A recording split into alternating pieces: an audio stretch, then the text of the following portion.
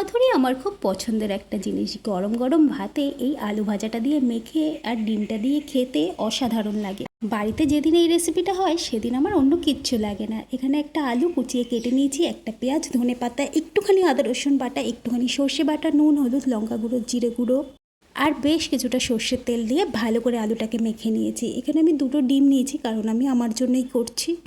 ডিমটাকে সেদ্ধ করে মাঝখান থেকে কেটে এরকম একটা কলা পাতার উপর তেল মাখিয়ে কলা পাতার উপরে ডিমটাকে সাজিয়ে দিয়েছি। তার উপর থেকে এই আলু মাখাটা দিয়ে দিয়েছি।